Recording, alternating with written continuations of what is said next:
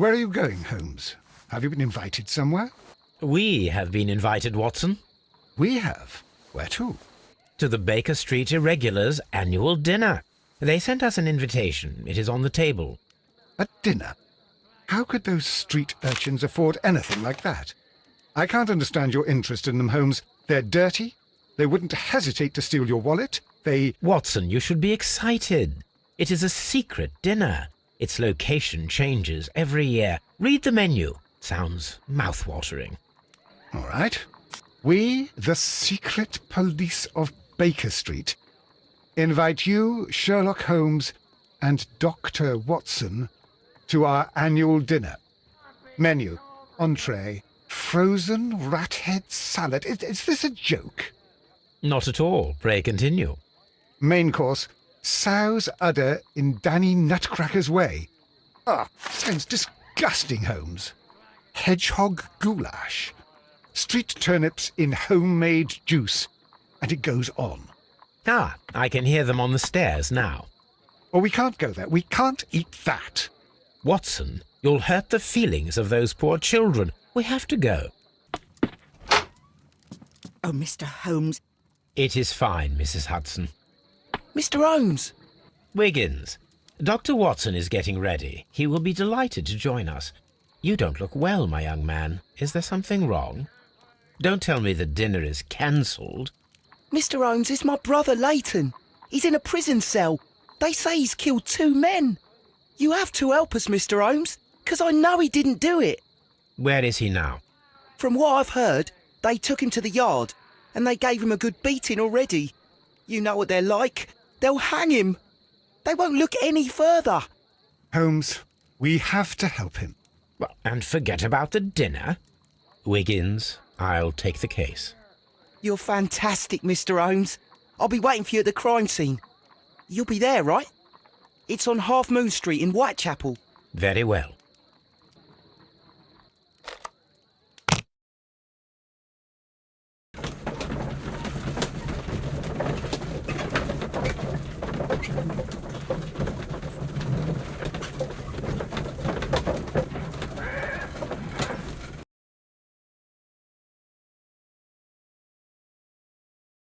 Mr. Holmes, whatever brings you here so late at night? I'm interested in the case of young Leighton Chapman. He was arrested earlier this evening and accused of a double murder. I beg your pardon? That case is quite clear to the police. Or are there any new facts that we don't know about? Who knows, Inspector? Look, you are free to investigate, of course, Mr. Holmes. Chapman was arrested with a revolver in his possession, which you can find in the evidence room. The suspect himself is in custody. Did you find anything else on his person? A few personal belongings. Nothing particular, Mr. Holmes. Thank you, Lestrade.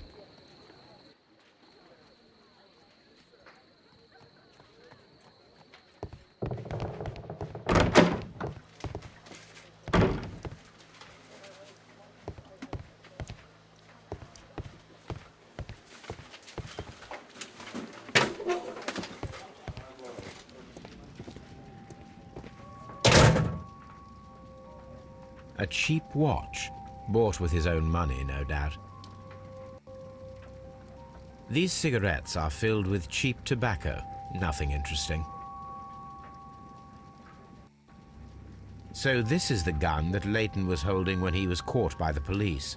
It is a Webley revolver, a reliable weapon. It seems as though the shells were not removed from the cylinder.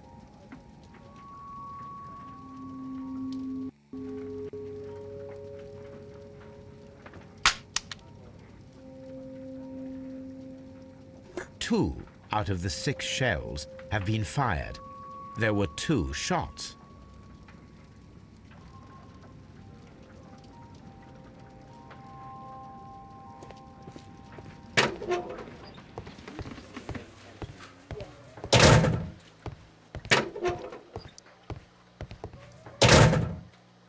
Please escort this suspect for interrogation.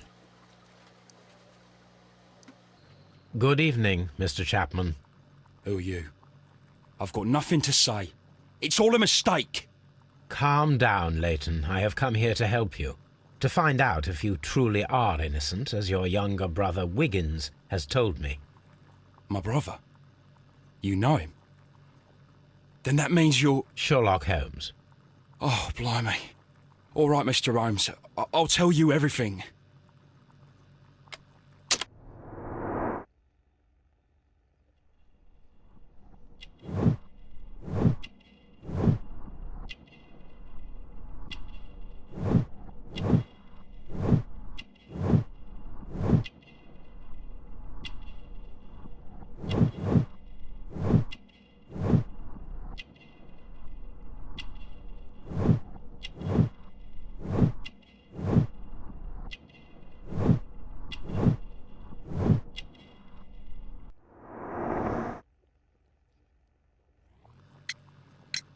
Good. Tell me your account of what happened. I left my work and I hurried up to see the fireworks in Whitechapel. I was late, so I decided to cut through Half Moon Street. I saw the first fireworks light up in the sky. I bumped into a constable on a corner before entering Half Moon. Then suddenly, what with all the firework flare, I saw two men. They were both lying flat in the middle of the street. I stopped where I was. I thought about turning back to the police, but as I was thinking of that, I saw a third person. He was leaning over the body that was furthest from me. The second I saw him, he raised his head and he stared at me. In a flash, I saw his gun, but he made a dash for it instead and he escaped through Whitechapel Street. So you might still have had time to return to the constable. I panicked. I didn't know what to do. Anyway, I approached the bodies just to see if they were still alive. I saw that one had blood pumping out of his stomach. He was dying. It was horrible. The second one was already dead. He had a hole in his head. He was holding a gun in his hand, though. I took it, and then I followed the third man. Interesting. Pray, continue. I turned a corner, and I saw the man standing in the middle of the street. He seemed to be in some sort of panic. And then, Mr. Holmes, something strange happened. I told the police and they laughed at what I said, but I swear to you, my words are true. I started running towards him. But then I was blinded by a flash. It was so bright that I hardly saw anything for a good dozen seconds. But I kept running forward. As I arrived in Whitechapel, I heard a woman screaming. And then I was caught by the police. But there wasn't a trace of that man. Of course, then they found a gun and all that blood. I couldn't see the murderer escaping and all that mess. Perhaps I was still half-blinded at that moment. A thrilling account, my young man. Leighton, are you able to describe the person whom you saw standing in Half Moon Street? Well, I wasn't able to see his face at all. It was too dark, and he was too far away. I could see his silhouette. And what about that? Nothing so special. He was wearing a jacket. He was quite average in size and his weight. I see. Was there anything else that struck you at the time? No. But perhaps... It's strange, but I can't remember the sound of his footsteps as he was running away. Perhaps it was because of the fireworks or the surprise of me seeing him. We shall see you soon, young man.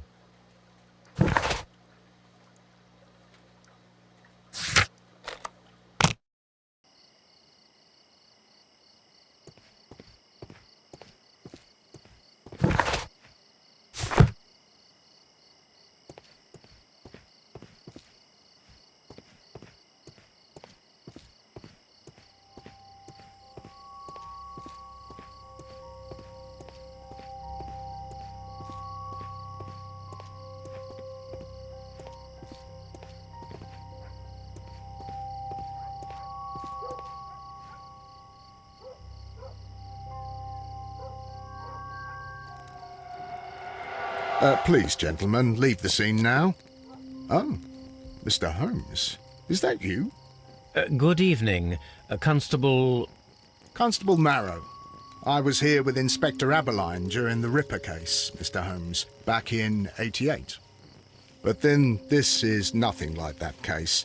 With this one, we've got the murderer, the weapon, and the statements, which speak for themselves. Of course, Marrow. But you know that appearances can sometimes be deceiving. Who were the victims? The two men here, both shot. The stab fellow was Brian Vercotti, a well-known ruffian. The other, Kenneth Butler, a jeweller by trade. You spoke of statements. You have witnesses? Well, I was there, so I gave my own statement. And then there were two other witnesses who said they saw the killer Chapman. Mr. Turner, a gentleman who lives in that flat over there. And Polly Powell, a flower seller, who was over at the far side of the street. So, Constable Marrow, I should be delighted to hear your testimony. I was standing at the north side of Half Moon Street. That was the side that you came from. But you would have been unable to observe this part of the street, where we are standing now. That is correct. But I saw the two victims slowly enter Half Moon Street, and then shortly after, the fireworks started. A few minutes after that, the fellow Chapman rushed towards me and ran into Half Moon Street. Please continue. I didn't pay attention, but suddenly I heard a woman's cries and police whistles on the other side of Half Moon Street. I rushed over there and I saw the two dead bodies on the ground. When I reached Whitechapel Street, I saw Leighton Chapman. He'd been caught by two police constables.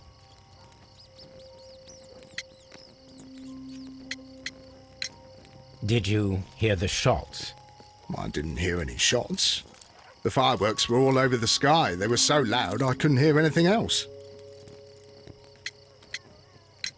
What were the fireworks in honour of, Constable? Well, today's Queen Victoria's birthday, Mr. Holmes. Yes, I appear to have lost track of the days. It is May now, of course. Constable Marrow, what else caught your attention while you were running through Half Moon Street? I saw nothing but rats, and I took the time to light every corner with my lamp. Did you happen to look up at Mr. Turner's window when you were on Half Moon Street at that time? Yes, I saw that the window was open, but no one was there. It was dark in the room. Constable, your statements have been of great value to me.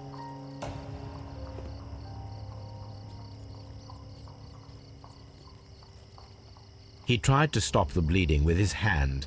Death was not instant. He tried to stop the bleeding with his hand. Death was not instant. The bullet penetrated his stomach, a dreadful wound.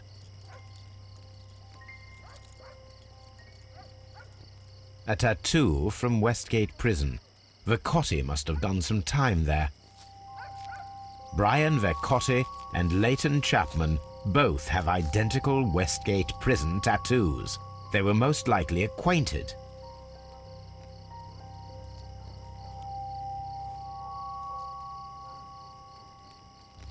Brian Vercotti suffered greatly. What a terrible way to die.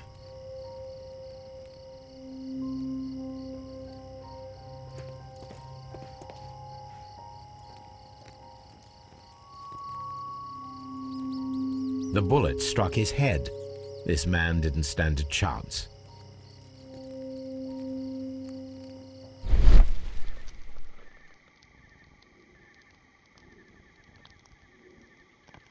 A piece of wood that has stuck between the cobblestones. Let us take a closer look.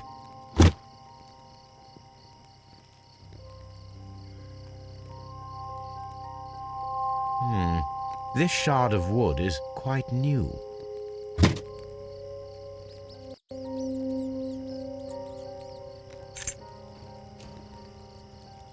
This is an ordinary key. I wonder what kind of door it opens.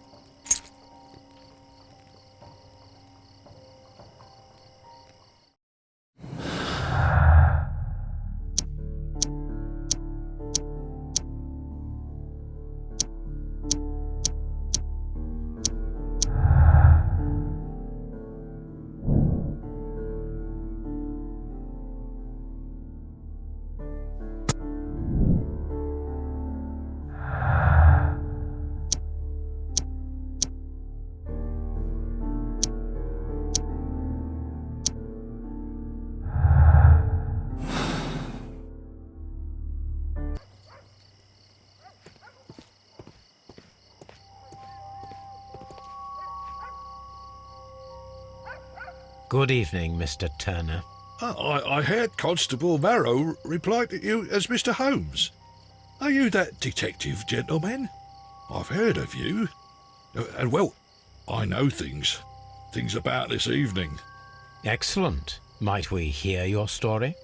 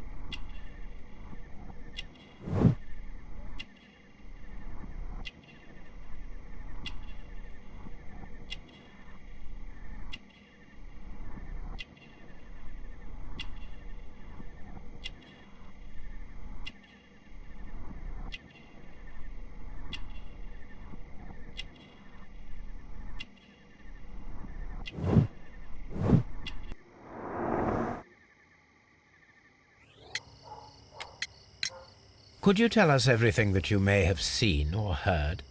I was already in bed when the fireworks started. A few moments after, I clearly heard 2 gunshots from outside. Please continue. I quickly got up and I grabbed the lamp from my nightstand and I rushed towards the window. I looked down and I saw 2 bodies. And there was a man with a gun who was standing nearby. Where exactly? Well, near this body. Did he notice you? I don't think so. He rushed towards Whitechapel Street without looking around. Mr. Turner, did you see anyone else in the street? No, I saw no one but that man, the murderer, the fellow they caught. Were the 2 shots you heard consecutive? Yes, there was a very short pause between them, and they sounded different somehow. It seemed to me that the second shot was louder than the first. That is an interesting comment. Mr. Turner, what were your actions after you stepped up to the window? I was afraid that the man with a gun might return, so I stayed close to the window till I saw the policeman coming in the Half Moon from Whitechapel. Then I walked out to tell them everything I saw. You have helped us a great deal, Mr. Turner.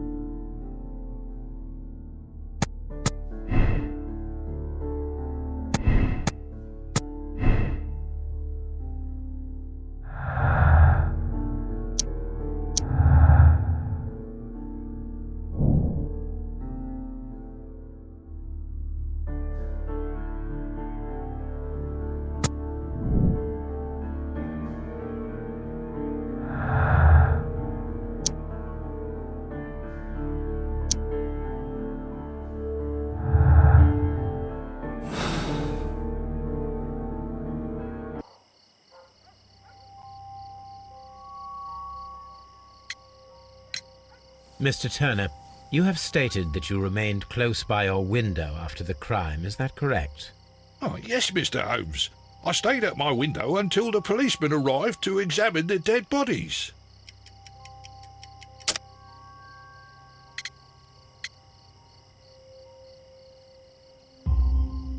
That is very interesting, Mr. Turner.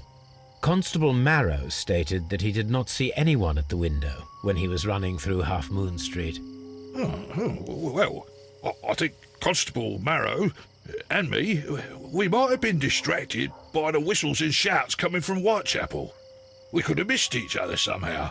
You understand what I mean? It was a bit of a stressful moment, to tell you the truth, sir. Allow me to form my own theories, Mr. Turner. Would you mind showing me the view that you had from your window? Not at all, Mr. Holmes. Please, follow me.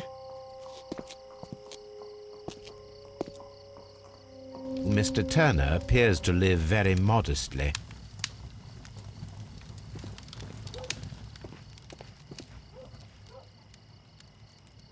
This kitchen knife is quite sharp.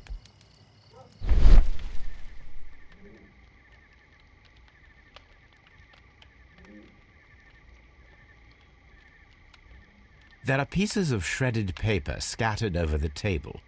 This kitchen knife was used to cut the paper.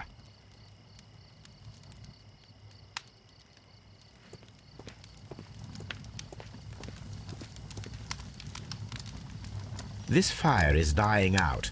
It was last tended to over an hour ago.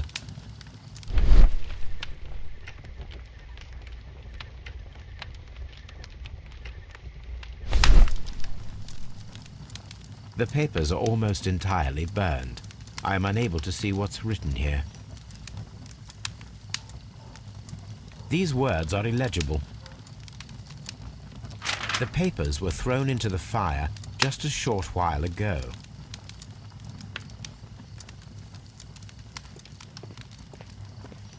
Mr. Turner was roused from his bed by the sound of gunshots.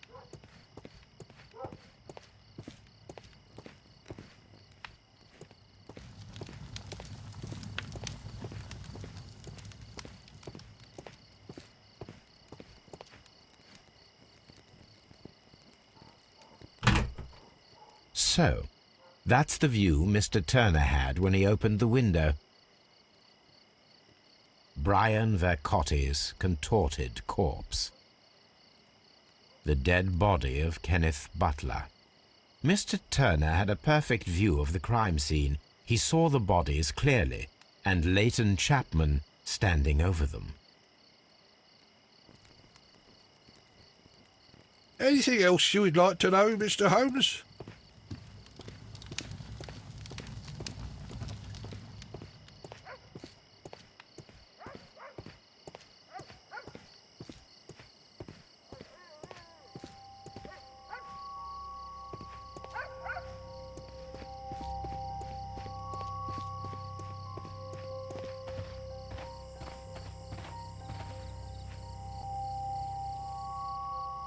Mrs. Powell? What do you want? My name is Sherlock Holmes. I'm assisting the police with their investigation of the crime that took place this evening. Well, I've already gave my testimony, but very well.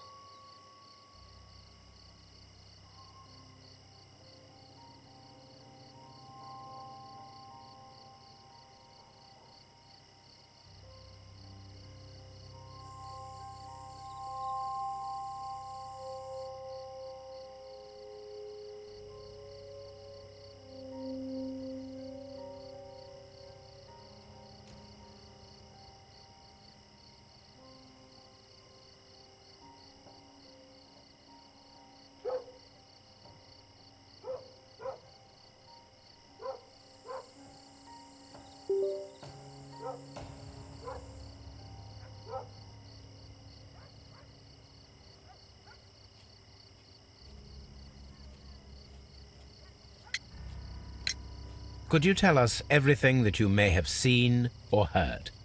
Yes. I was selling my flowers as usual, and then the fireworks began, in honour of Queen Victoria. I enjoyed those.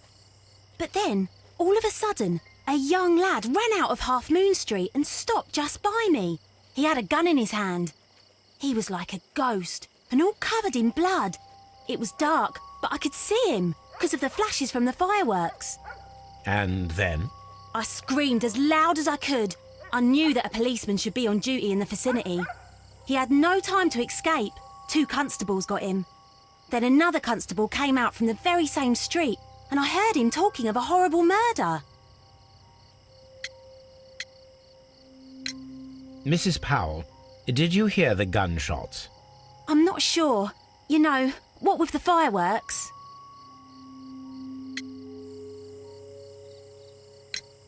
Did you see anyone else leaving Half Moon Street, prior to or at the time of the crime? No, sir, I did not. Even with all the fireworks, I was very attentive, as I'm always on the lookout for customers. My thanks to you, Mrs. Powell.